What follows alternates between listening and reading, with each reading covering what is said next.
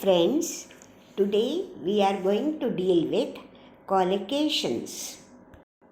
Collocations are words or phrases which are commonly used together.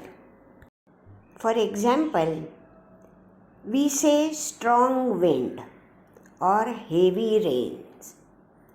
We never say heavy wind or strong rain. So strong wind, these two words go together always. And heavy rain, these two words go together. So they are called as collocations. Now let's see what types of questions can be asked on collocations. First of all, they will give one passage and the question will be like this. From the given passage, find two collocations. Not only that, for making our job easy, they will give one word from each collocation. So, filling up the another word becomes very easy. We just have to go through the passage and see what lies before or after the given word and fill up the gap.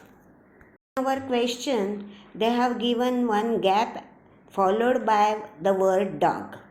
So go through the passage and just check what comes before the dog and fill up that word, stray dog.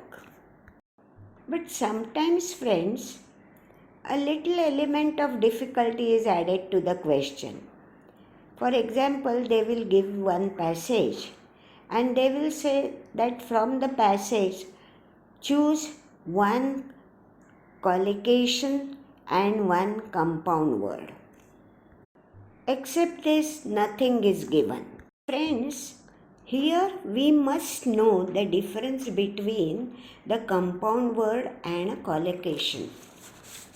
Compound word means a meaningful word which is made by combination of two or more meaningful words. So the ultimate compound word is always a single word. For example, sun plus flower makes sunflower. So sunflower here is a compound word. But in case of collocations, the words or phrases do not join one another to form another new word or another new phrase. They remain separate, but they happen to choose each other as partners. They like each other's company. They always go together. For example, the dog word always comes with stray. So we say stray dog or greedy man. All these are collocations.